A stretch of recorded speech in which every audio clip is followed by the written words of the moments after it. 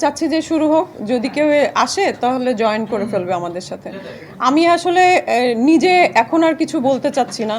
অনেক আপনারাই অনেক মানে কাজ করেছেন এই বিষয়টা নিয়ে, নিউজ হয়েছে, সেইটা বিভিন্ন পত্রিকায় ছাপা হয়েছে, টেলিভিশন চ্যানেলেও কিছু কিছু নিউজ আমরা দেখেছি এতদিন ধরে হচ্ছে। তারপরে যার জন্যে আমরা, যার বিরুদ্ধে আমার অভিযোগ, তিনিও কিছু কথা বলেছেন। তিনিও ইন্ডিয়াতেও একটা ইন্টারভিউ দিয়েছেন, আমি আজকে সকালে দেখলাম, আমাকে একজন পাঠিয়েছে। তো সব কিছু মিলিয়ে আমার আর নিজের মতো করে এখন কিছু বলার নেই। আপনারা যেটাই জিজ্ঞেস করবেন আমি আসলে সেটার উত্তর দিব। যার যার কথা বলছি উনি হচ্ছেন ডিরেক্টর অনন্য মামুন, এবং আমি প্রথম ওনার সাথে কাজ করা শুরু করি কসাইতে। সেই সময় তার একদম ইমিডিয়েট আগেই রিলিজ হয়েছিল হচ্ছে রায়হান রাফির। ওটা যথেষ্ট হিট একটা প্রোডাকশন ছিল। তার পরপরই উনি এই কাজের জন্য আমাকে নিলেন, সেটা হচ্ছে কসাই। এবং কসাইতে আমাকে যে স্ক্রিপ্টটা দেওয়া হয়েছিল সেই স্ক্রিপ্টের বেসিসে শুটিংটা হয়নি। তো একদম শেষটা যেটা ছিল, আমি 100% প্রায়োরিটি দেখেই আমি স্ক্রিপ্টে কাজ করতে গেছি, কিন্তু সেখানে যে একদমই আমি ডিসহার্টেড হয়েছি। তারপরে আমাকে একটা বুঝ দেওয়া হলো। আমি বললাম যে ভাইয়া, আমি তো আসলে একটা হিট প্রোডাকশন করে এসেছি, আমি আমার নিজের প্রায়োরিটি দেখে এসেছি, আপনি এই জায়গাটা আমাকে এইভাবে কেন স্ক্রিপ্টটা একদম দেন অ্যান্ড দেয়ার চেঞ্জ করে দিলেন? এটা তো আমার প্রায়োরিটি ফল করলো না। না, আমি আসলে কি যেন অনেক কিছু আমাকে বুঝিয়ে বলল। আচ্ছা ঠিক আছে, মেনে নিলাম। তারপরে আস্তে আস্তে করে ওনাদের ওই প্রোডাকশনটার সাথে আমার একটা সখ্যতা তৈরি হয়। কারণ আমি যেখানেই কাজ করি না কেন সেখানে একটা ভালো সম্পর্ক তৈরি করে। আমি মোটামুটি অনেক ডিরেক্টরের সাথে কাজ করেছি, কিন্তু আজ পর্যন্ত কোনো ডিরেক্টর কমপ্লেন করতে পারিনি কোনো বিষয়ে, বরং তারা আমাকে যথেষ্ট স্নেহের চোখে দেখেন। এরকম যাদের সাথে কাজ করেছি তাদের সাথে কথা বললে পরিষ্কার বুঝতে পারবেন। তারপরে তাদের সাথে একটা সখ্যতা তৈরি হলো। রেডিও নামে একটি চলচ্চিত্রের জন্য ওনারা প্রস্তুতি নিচ্ছিলেন। রেডিও চলচ্চিত্র জন্য প্রস্তুতি নিচ্ছিলেন। তারপরে আমাকে একদিন কল দিয়ে বললেন যে আপু, কিছু যেহেতু সেই সময় অলরেডি তাদের সাথে আমার একটা ভালো সম্পর্ক তৈরি হয়েছে, সেই সম্পর্কের জায়গা থেকেই বলছে যে ক্যারেক্টারের প্রায়োরিটি আছে, কিন্তু বেশি একটা উপস্থিতি নাই, আপনি কি করতে চান? তো দেখলাম যে প্রায়োরিটি আছে, আর তাকে আমি অলরেডি সেই সময় ভাই বলে ফেলেছি, সে আমাকে বোন বলে ফেলেছে। সেই আবেগ অনুভূতির কারণে, বাঙালি আসলে অনেক বেশি আবেগ প্রবণ, যে কারণে ভুলের পরিমাণও আমাদের অনেক বেশি। কমার্শিয়াল জায়গাগুলো আমরা আসলে ওইভাবে চিন্তা করি না। তো যাই হোক, তো সেই ক্ষেত্রে হলো কি, কাজ করলাম।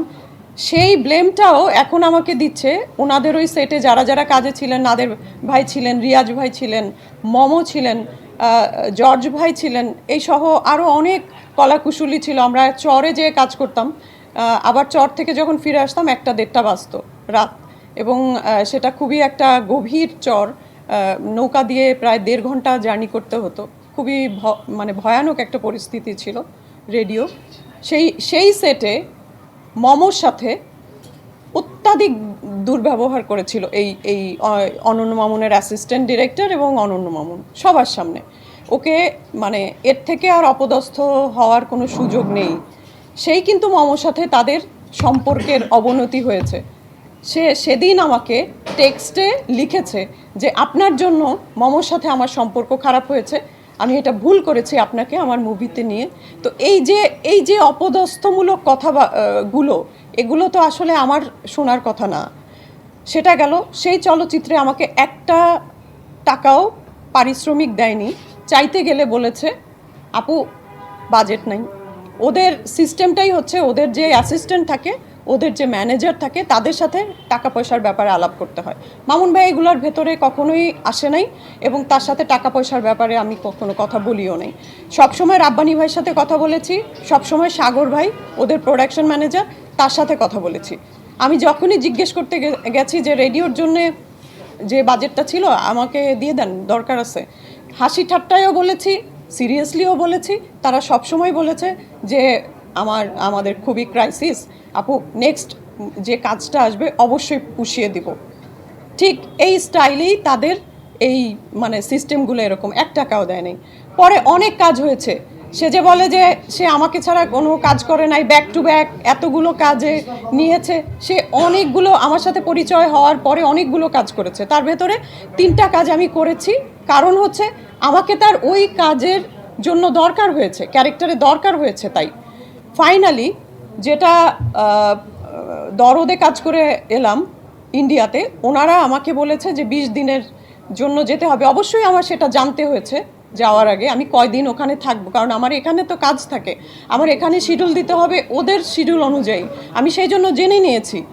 হ্যাঁ, কখনোই তারা বলেনি যে 5 দিনের কাজ, আমাকে 20 দিনের কথা বলেই নিয়েছে। 19 দিনে আমাদের কাজ শেষ হয়েছে। 19 দিনের ভেতরে 3 দিন আমি শুটিং করিনি, বাকি 16 দিন আমি শুটিং করেছি। তো ওই 3 দিন যে আমি শুটিং করব না, সেই সেই পেমেন্টটা কি ডিরেক্টররা দেয় না? আমি কি ওই 3 দিন, ওই 3টা দিন কি অন্য কাউকে দিতে পেরেছি? দিতে তো পারিনি। নিয়ম অনুযায়ী তো ডিরেক্টররা দেয়, কিন্তু সম্পর্কের জায়গায় অনেক কিছুই কনসিডার করা যায়, কনসিডার করিও। ওখানে যাওয়ার পরে মানে কি বলবো, শুটিংয়ে যখনই শুটিং শুরু হয়েছে, যখনই একটা শট শুরু হয়েছে, ইচ্ছাকৃতভাবে একটা মন্দ ব্যবহার করার ওনার টেন্ডেন্সি দেখেছি। হ্যাঁ, প্রথম ভেবেছি যে হয়তো বা আমি পারছি না, বা নতুন একটা টিমের সাথে তো আমি মনে হয় কোপ আপ করতে পারছি না, আমার ভুল হচ্ছে। প্রথম দিন আমি এইটাই ভেবেছি। দ্বিতীয় দিনও আমি আরেকবার চিন্তা করেছি যে কি ব্যাপার, মামুন ভাই এরকম করছে কেন আমার সাথে। তো এরকম যতদিনই শুটিং করেছি কোনোটাই ওনার মন মতো হয় না। অন্য বিদেশি একটা টিম, কলকাতার একটা টিম, বম্বের একটা টিম, প্রত্যেকটা টিমের এই টিমগুলোর সামনে আমাদেরকে এরকম অপদস্থ করছে সে বিভিন্নভাবে। পারছো না, এই হচ্ছে না, এতে করে আমারও কনফিডেন্ট লেভেল ডাউন হয়ে যাচ্ছিল। এতে এটা তো বুঝেনি যে দেশ থেকে বিদেশে একটা নতুন জায়গায় কাজ করতে গেলে সেখানে মানে ওনার ভরসায় যাওয়া, সেখানে উনি এই রকম করতে পারে না। হ্যাঁ, আমরা যেটা দেখি যে সরার ফারুকিতে রাস্তা থেকে ডেকে এনে আর্টিস্ট বানিয়ে ফেলছে অনেককে, তারা এখন প্রতিষ্ঠিত শিল্পী। তো আমি তো এখানে পরীক্ষিত একজন শিল্পী নিয়ে এসে গেছে, আমিও সেখানে পারবো বিধায়ী সে আমাকে নিয়ে গেছে সেখানে। এইটা হচ্ছে নিজেকে জাহির করা অন্য দেশের সামনে যে আমার আর্টিস্টকে আমি এইরকম মূল্যায়ন করি। তো যখন সে প্রত্যেকটা শটে এরকম করছিল প্রতিদিন, তখন আমি বুঝলাম যে আসলে সে নিজেকে জাহির করছে, যেটা আমি কখনোই তার কাছ থেকে এক্সপেক্ট করিনি। তখন আমি তাকে কোনো কিছুই বলিনি, যেহেতু উনি কাজের মধ্যে আছে।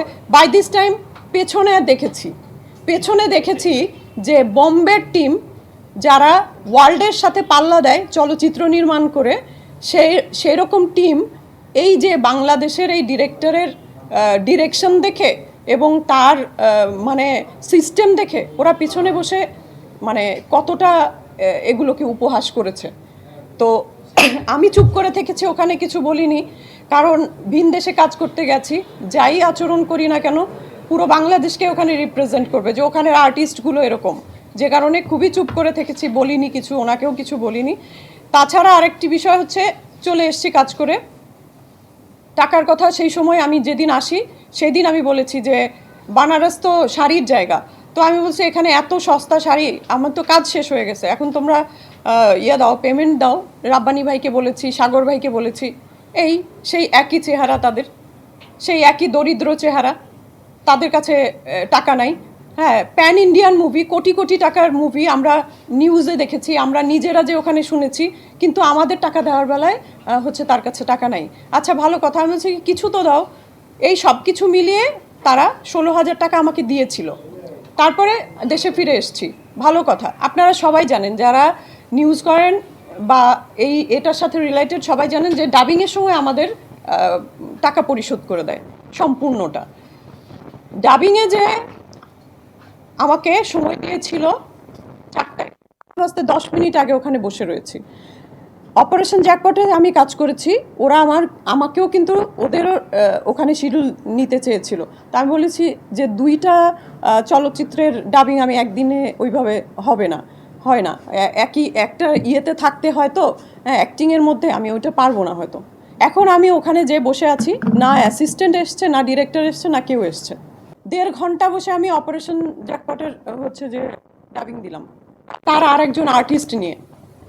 ঢুকেই আমার সামনেই বলছে যে এই তুমি ডাবিং শুরু করো।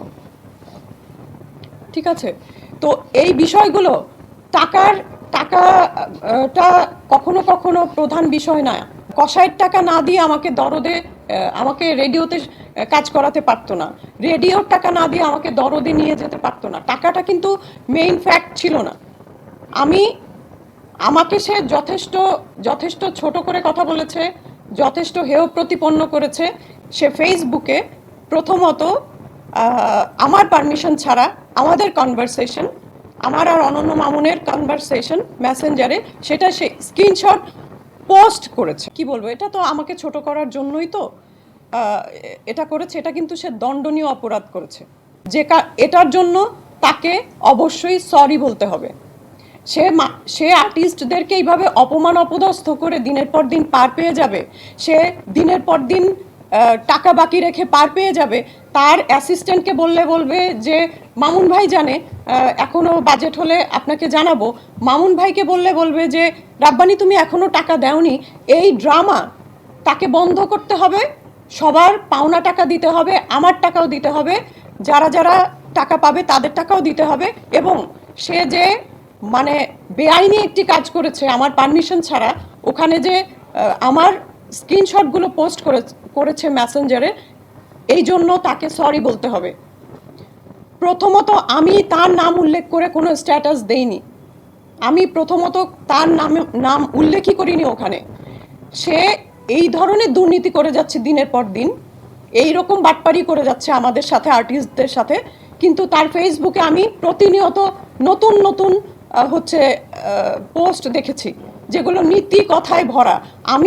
আমি যদি যেমন কাজ করব, আমার স্ট্যাটাস, আমার কথা, তার সাথে যদি আকাশ আর পাতাল পার্থক্য থাকে, আমরা যারা ভুক্তভোগী তাদের তো আসলে এটা সহ্য হবে না। তো যেহেতু আমি পোস্ট দিয়েছি, তার নাম উল্লেখ করে দেয়নি, উনি কিন্তু নিজেকে নিজেই প্রমাণ করেছে যে ঠাকুর ঘরে কেড়ে কলা খাইনি আমি, ভাবটা এরকম। ঠিক আছে, উনি যে বহুত কিছু বলছে, যে আমার কাছে জীবনেও একদিনও কি বলেছে যে টাকা পাইনি, এরকম কি বলেছে? এই কথা সে বলছে, ইন্ডিয়ান একটা চ্যানেলে সে ইন্টারভিউ দিয়েছে। আরে আপনাদের সিস্টেমটাই তো এটা, অ্যাসিস্ট্যান্টের কাছে টাকা চাইতে হবে এই ম্যানেজারের কাছে। আপনার কাছ পর্যন্ত তো টাকার কথা নিয়ে, আরে তোমরা এগুলো নিয়ে আমার কাছে কেন আসায় না, রাব্বানি দেখো তো এগুলো কি অবস্থা, এগুলো সব কিছু মিটমাট করে দাও। রাব্বানির কাছে গেলে বলবে যে আপু এমনি তো বাজেটটা সমস্যা আছে, একটু ধৈর্য ধরেন, পরের মুভিতে করে দিব না।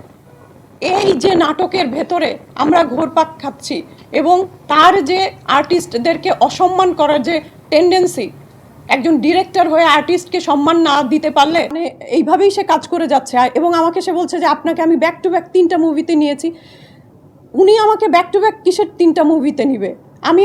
আমি সেদিন বলেছি একটা ইন্টারভিউতে যে আমি প্রিয়তমায় কাজ করেছি, প্রিয়তমা সুপারহিট মুভি।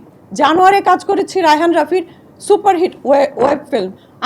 হ্যাঁ হতে পারে খুবই অল্প সময়ের প্রেজেন্স, কিন্তু আমি মুজিবে কাজ করেছি খালেদা জিয়ার চরিত্রে। তার যতগুলো কাজ আছে তার ভিতরে কোনোটাই সে রিপিট করেনি, এক ডিরেক্টরকে 2-3বার রিপিট করেনি। ভাই বোনের একটা সম্পর্ক যেহেতু তৈরি হয়েছিল, চক্ষু লজ্জায় আমিও টাকা চাইনি, হ্যাঁ সেইভাবে সে এইভাবে একটা সিস্টেম করে নিয়েছিল। কিন্তু সম্মানটা তো সবার আগে, এটা তার বোঝা উচিত ছিল যে এই মানুষটা টাকা নেয় না, এই মানুষটা টাকা চায়ও না, এই মানুষটা যতটুকু আমরা দেই তার 7 গুণ আমার অফিসে এসে সবাইকে নিয়ে খরচ করে সে রেখে যায়। সে তো সম্পর্কের জায়গা থেকে অনেস্ট। আরও ব্যক্তিগত অনেক অনেক বিষয় আছে যেগুলো আমি বলবো না।